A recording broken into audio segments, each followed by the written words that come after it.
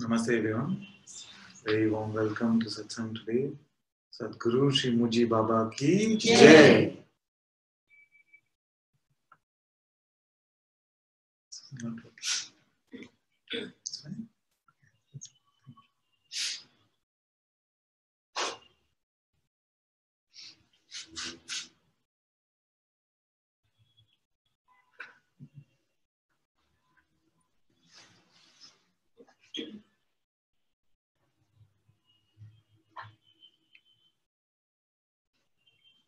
It occurred to me a little while ago that life is usually lived in one of two ways. Life is lived in one of two ways. One is God now. When we say God is here, God now. And the second is me how.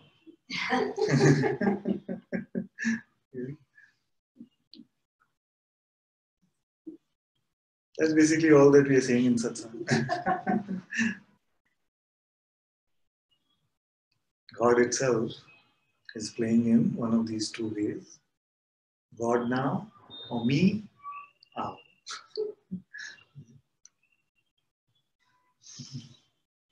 And sometimes it feels like, it's almost like some of you who practice yoga will know.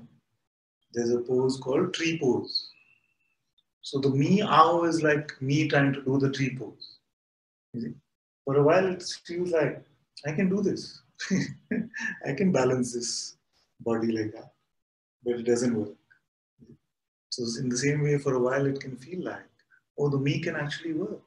If I try this, if I just be like this, if I get this much wealth, if I just get this relationship, if I get these material objects, or I get some sort of understanding about something, then I could actually make this work.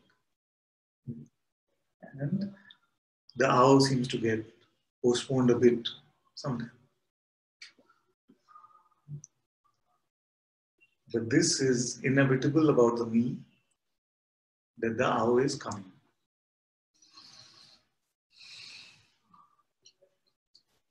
And if some of you are new to Satsang and are wondering what he's on about, the meow is something which comes from my example of the cat identity.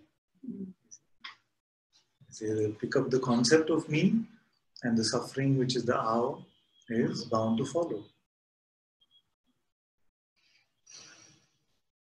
Now, the logical question that all of you can then ask is, okay, so what do I have to do to not be in this me-ow state?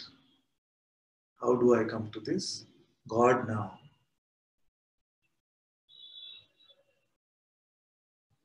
And for this, I have the best news, that there is nothing you have to do. It is naturally what is already present here now. That is why it is God now.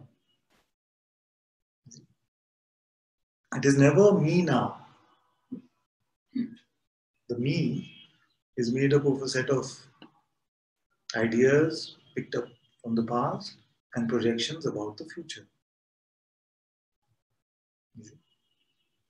And what can happen is that the mind will take this, which is presence now, which is present now, and say that that is a me. But this is not true. Your presence, your Atma, your being is the presence of God itself.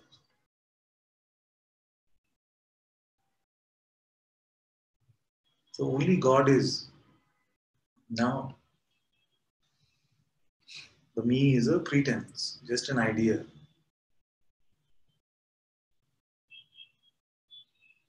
And you know ultimately that it is a lie because you taste the suffering of this lie.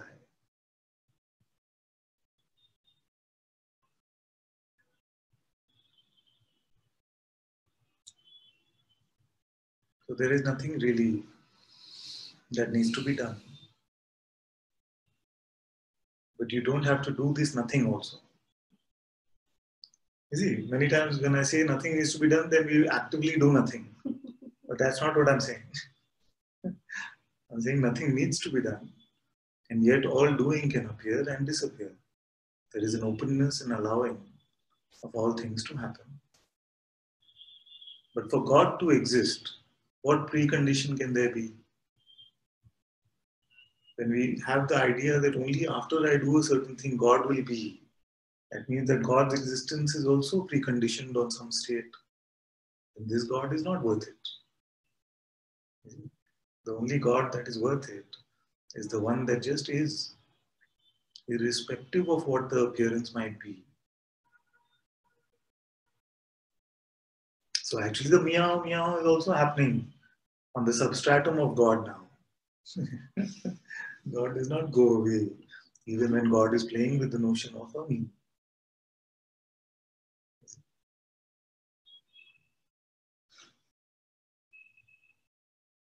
And I was saying the other day that this notion of God now, this idea that consciousness is all there is, can seem a bit distant initially. It can feel like, but I have no experience of this. Then the question can come, but what is this God that you speak of? Then I could say, just what is? Starting from your very presence. Which means, to make it even more direct, just this existence, I am. This is called beingness or consciousness or Atma.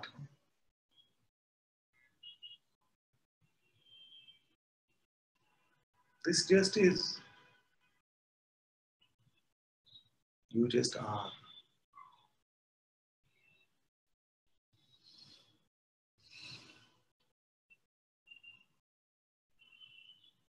All the rest is just notional, just ideas, starting from the idea of separation, that there is a me here that is separate from everything else. It's just an idea. You've taken some appearances, some things which are seen, and made a mental boundary and said, this is a me. I am contained in this body. He is contained in that body. She is contained in this body. These are just ideas. Actually, you find no such tangible separation. You find just one appearance and you are aware of it. You see, all of this is one consciousness. And nothing can ever separate consciousness.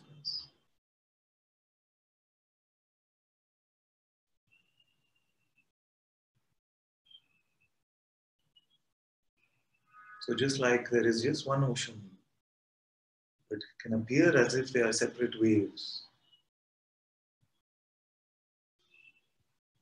In the same way, there is one being, one consciousness, one God, although it might appear as if they are separate beings.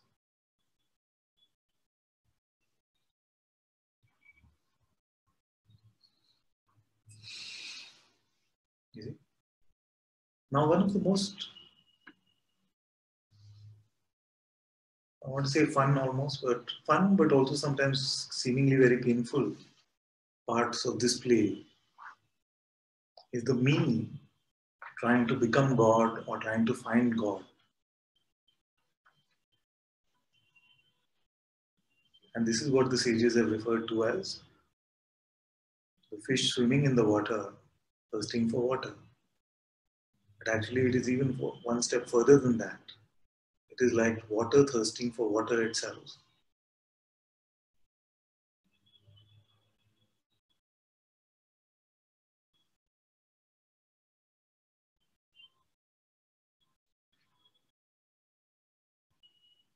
But the truth is much simpler than this.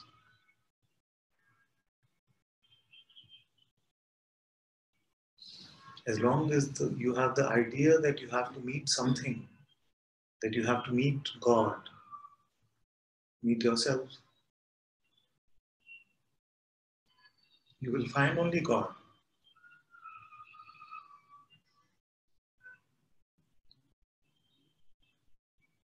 Meet yourself without any interpretation or judgment.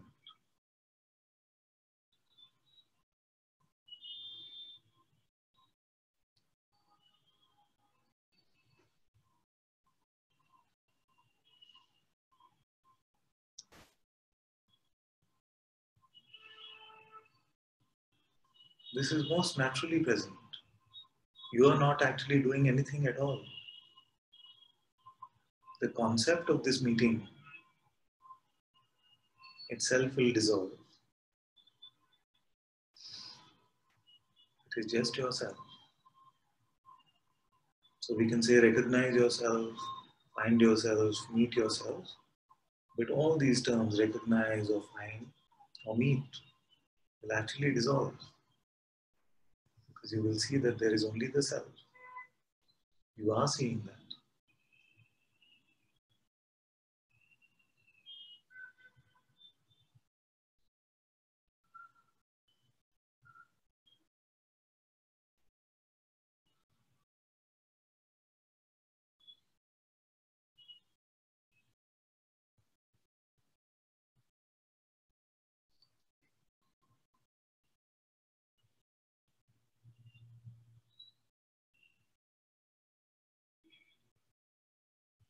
To pick up the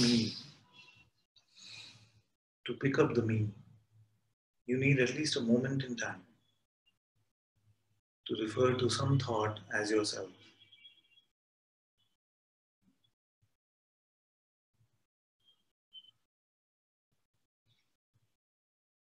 But even without that moment in time, you just are.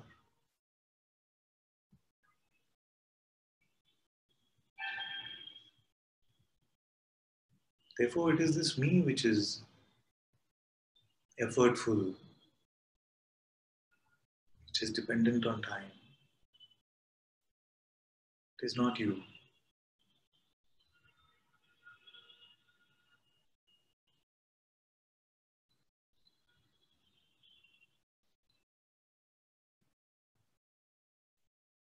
If there is a God, God is here. If there is a self, self is here. As your own, very own presence, as your own reality. You don't have to take one step here or there.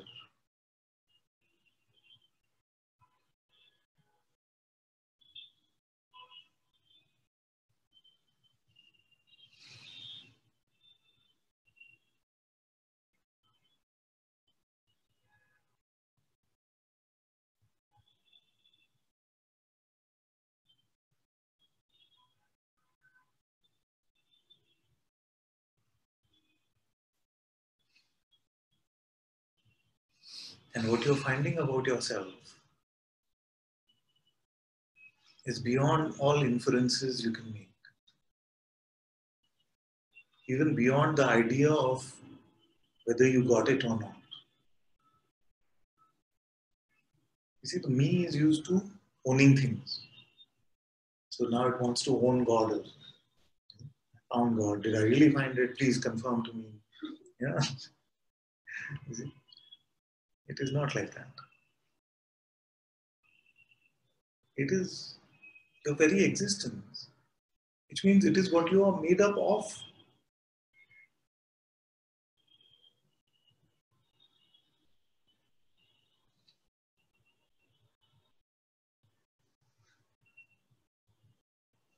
Where does a drop of water which is in the ocean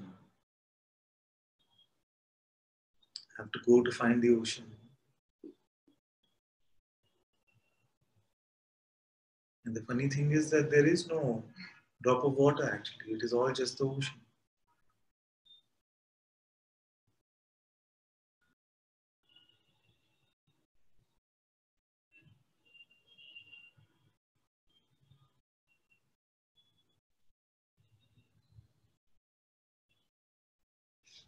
Now in the design of this Leela, this play, it It will feel like when you identify yourself just as a wave. This is what we are calling the me. I'm just this wave. Then it can feel like a lot of turbulence. Sometimes very high, sometimes very low. All these, what we call the ups and downs of life.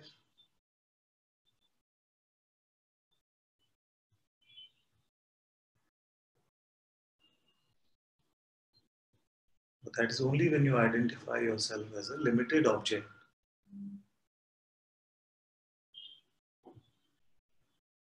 You see, it is only the aeroplane which is facing the turbulence. The space is not saying, oh, this is too turbulent for me. Only when we identify ourselves as a limited object,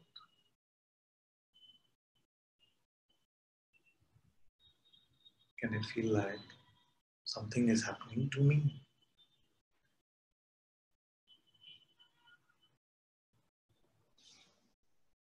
That's why Bhagavan Sri Ramana Maharshi invited all of us to ask this question, who am I?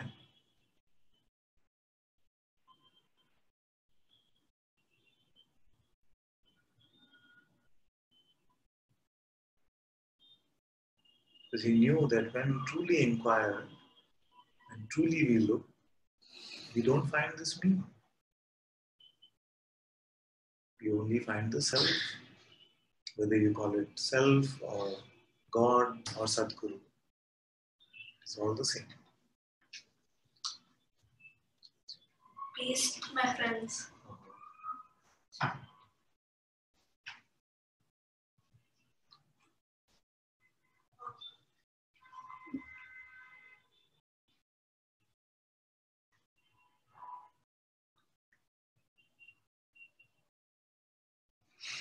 And that's why Bhagavan himself said, if there is a choice, then make the choice not to go with your thought stream. And then you will see that even this choice was just a play of grace itself.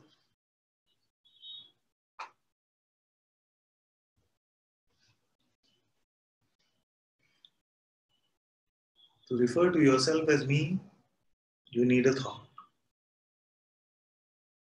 To just be, to remain as consciousness itself, no conditions are needed. Therefore, what is more natural?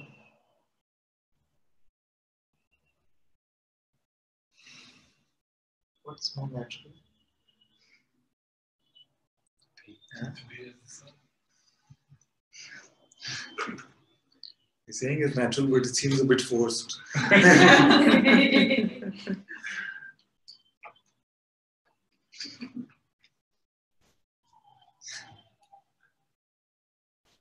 So if there is one of the greatest things about having a living master is that a living master is a representation of how natural it is to just be. Otherwise, these can just seem like big ideas. They can just seem like fancy ideas. We got so used to identifying as names and forms that it can seem like we needed something in the realm of name and form itself to come and show us this immense possibility.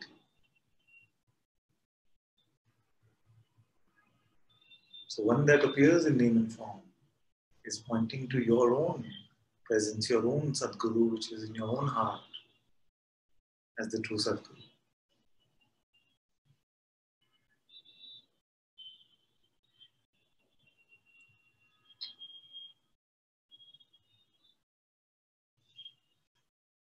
So although we can have reverence for the form of the master, but what is more important is that you're following what he's pointing to.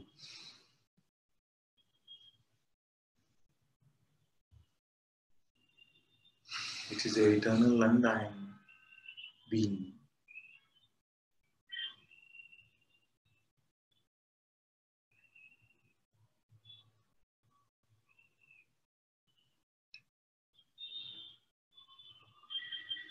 So now, meow or God now?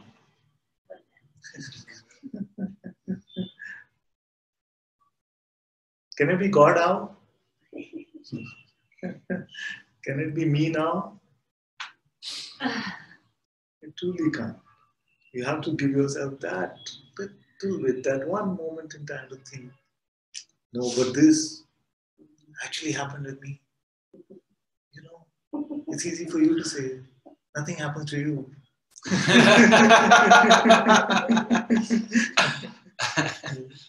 Another fallacy that, oh, the master is just having some robotic life.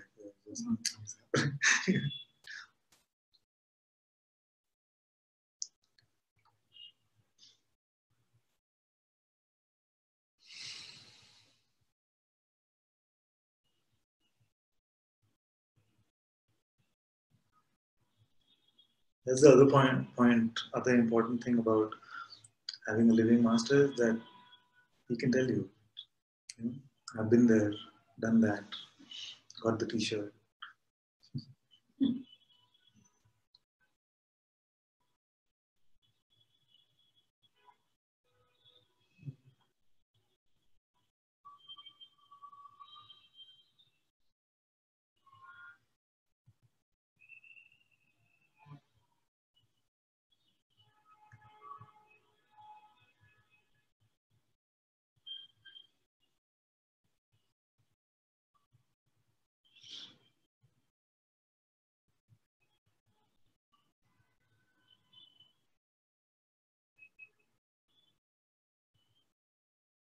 So even the me wanting to become God now is just an invitation to how.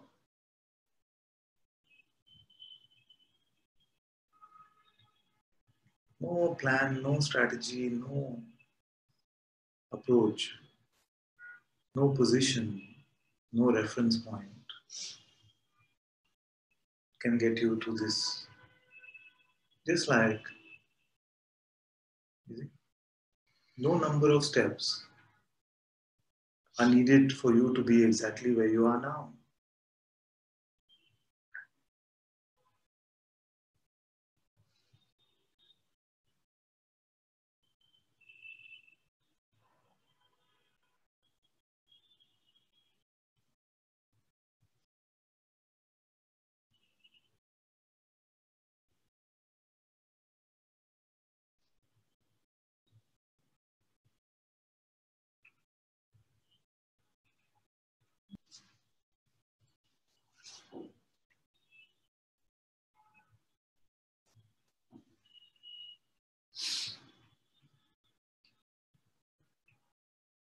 What is also important is that when I'm referring to the ow, the ouch, I'm not talking about pain. I'm talking about that which is called suffering. So you must not feel that if there is an appearance of some pain, then there must be a me. God is playing with this realm, this universe, in all flavors and tastes. Pain and pleasure are both part of the sugar and spice of this realm. But when you take a position with regards to this, when you invent this idea of a limited me, the limited sufferer or the doer or the desirer,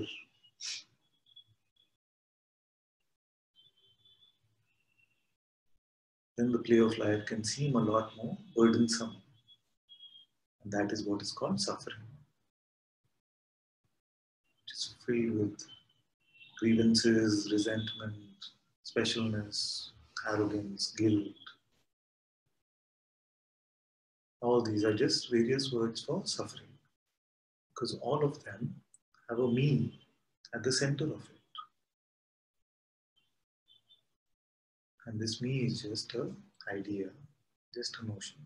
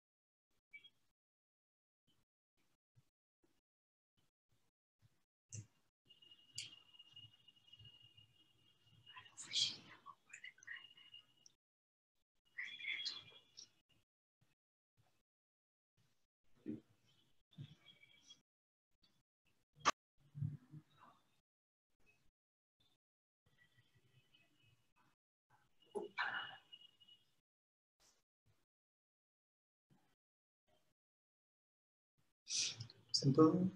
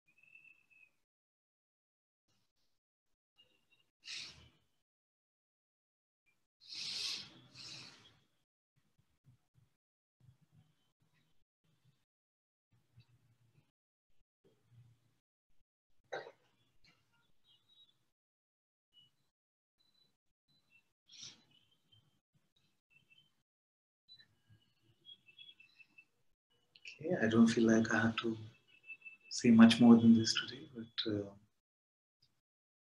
there are some questions which are on fire, which are alive, which means that they're not necessarily intellectual or domestic. It's something which you're truly experiencing, which is very alive for you. You can ask, and we can look at a couple if there are.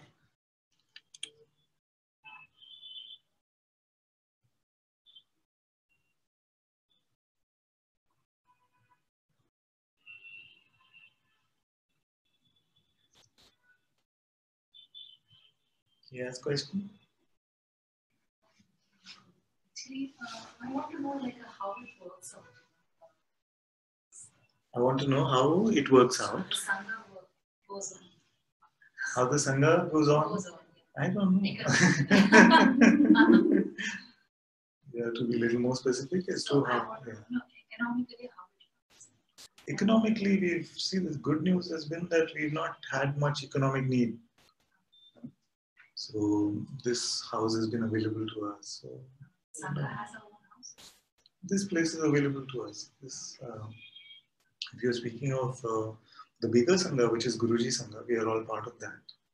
Which is, you can say the center of that is in Portugal, close to Lisbon. There's a beautiful ashram called Monte Sahaja. So that's where most of the Sangha members they congregate. But now we have small Sanghas all over the world. And they just meet informally in their houses and their places. This one place is what we have made available to the Sangha.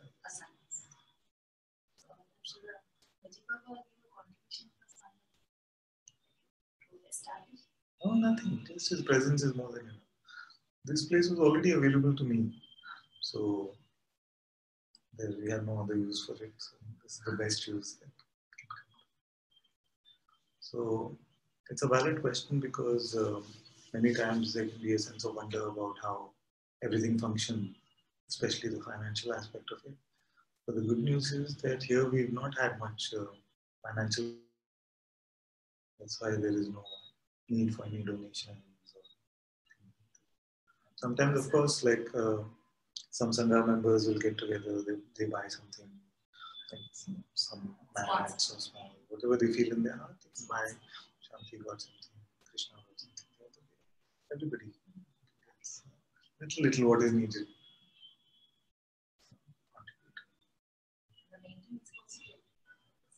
Yeah, no, it's already been managed.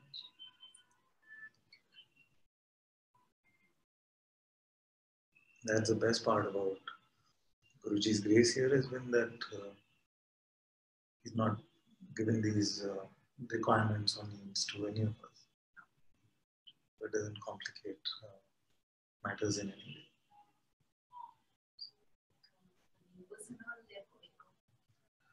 The neighbors, right now, they have not complained. They say, let's see, we make a lot of noise if we sing loudly. Let's see. We've had Satsang here now for 3.5 or 4 years actually. So it was in different place, different part of the house. Now we have this one.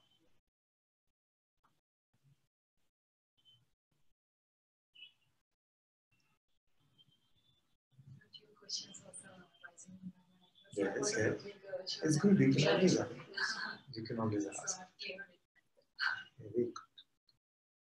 Always clarify, especially when you're new to satsang, when you're new to a sangha.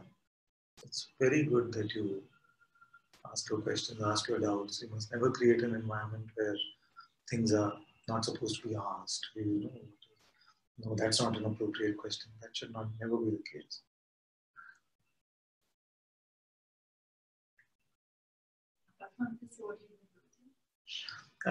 I pretend to work. There is I have a beautiful partner, you can call him Amrinder, who has taken on most of the work that I used to do, so he manages most of it. So he just calls me for some advice once in a while, but most of the time here is going in satsang now. But on paper, at least, the work continues.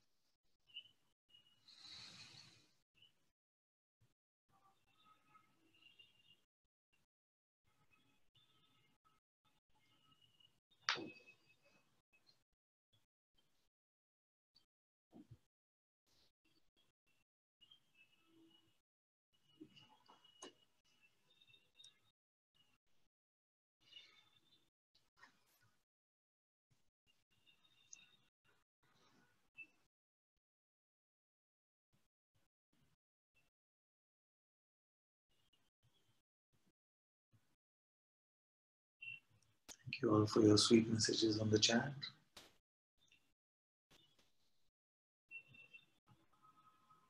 Thank you so much, all of you, for being in satsang today.